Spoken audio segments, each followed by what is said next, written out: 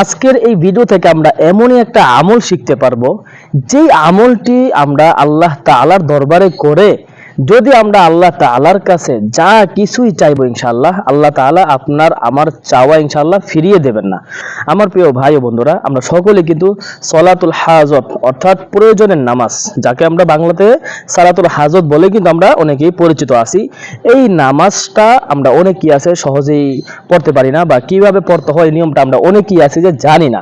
আজকের এই ভিডিওতে ইনশাআল্লাহ আমি আপনাদের কাছে ক্লিয়ার করে দেব, খুব সহজ ভাষায় খুব সহজ ইঙ্গিতে ইনশাআল্লাহ আপনাদেরকে আমি বুঝিয়ে দেব, শিখিয়ে দেব যে সালাতুল হাজত এই নামাজটা কিভাবে আদায় করতে হয়। প্রথমত আছে যে সালাতুল হাজত অর্থ কি, এটা কিসের নামাজ। দেখেন, প্রথমত হচ্ছে যে সালাতুল হাজত, হাজত অর্থ হচ্ছে প্রয়োজন, প্রয়োজন মানুষের যা যা কিছু প্রয়োজন, অর্থাৎ আমরা তো এমনি তো আল্লাহর কাছে যা কিছু প্রয়োজন চাই, কিন্তু তারপরও বিশেষভাবে আল্লাহ তাআলা একটি নামাজের একটি সুযোগ রেখেছেন যে আল্লাহর কাছে বিশেষভাবে চাওয়ার একটি মাধ্যম। এখানে একটি দোয়াও রয়েছে, এই দোয়াটিও ইনশাআল্লাহ আপনাদের সুবিধার্থে বাংলায় লিখে দিব, ইনশাআল্লাহ আপনারা সহজেই বুঝতে পারবেন, শিখতে পারবেন। তো আমরা প্রথমে বুঝলাম যে সালাতুল হাজত অর্থ কি, অর্থাৎ প্রয়োজনের ক্ষেত্রে নামাজ। দ্বিতীয়ত হচ্ছে যে সালাতুল হাজত নামাজের জন্য আলাদা করে কোনো সূরা কোনো দোয়া আছে কিনা।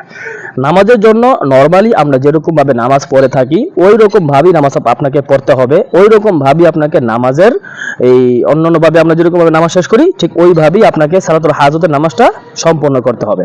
এখন আসেন, এই জন্য আলাদা কোনো সূরা আলাদা কোনো দোয়া আছে কিনা। নামাজের জন্য আলাদা করে কোনো সূরা নাই, আলাদা করে কোনো দোয়াও নাই, তবে নামাজ শেষে একটি দোয়া আছে, এই দোয়াটি নামাজের পরে আমরা পড়ব।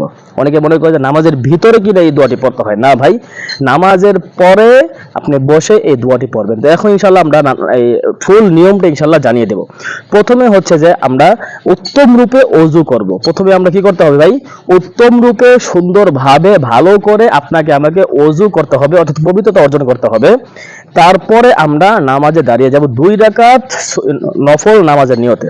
2 রাকাত নফল নামাজের নিয়তে আমরা দাঁড়িয়ে যাব। নরমালি আমরা যেরকম ভাবে নামাজ আদায় করে থাকি ওইভাবেই আমরা নামাজটা কমপ্লিট করব, শেষ করব। সালাম ফিরিয়ে আমরা ওই স্থানে বসে থাকব।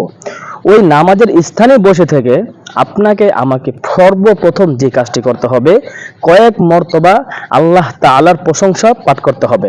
অর্থাৎ আল্লাহ তাআলা এই বিশ্ব জাহান সৃষ্টি করেছেন, আল্লাহ তাআলা এই বিশ্ব জাহানের মালিক, আল্লাহ তাআলা আপনাকে আমাকে সৃষ্টি করেছেন, ঠিক এইভাবে আপনি আপনার মতো করে আল্লাহ তাআলার প্রশংসা আপনি করবেন। তারপরে আপনি কয়েক মর্তবা কয়েকবার আল্লাহ রাসূল সাল্লাল্লাহু আলাইহি ওয়াসাল্লামের উপরে দুরূদ পাঠ করবেন, দুরূদ প্রেরণ করবেন সাল্লাল্লাহু আলাইহি ওয়াসাল্লাম। এটাও হতে পারে আল্লাহুম্মা সাল্লি আলা মুহাম্মদ, আমরা যেটা নামাজে পড়ে থাকি, এটাও হতে পারে। আপনি কয়েকবার দুরূদ পাঠ করবেন।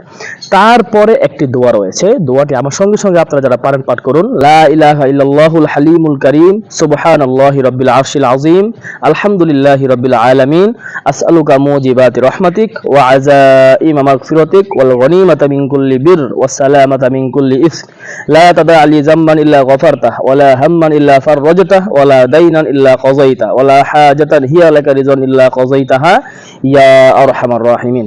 আমরা এই দোয়াটি পাঠ করব। আপনাদের সুবিধাতে আমি বাংলা দিয়ে দিয়েছি, খুব সহজেই আপনারা কিন্তু দোয়াটি মুখস্থ করতে পারবেন ইনশাআল্লাহ।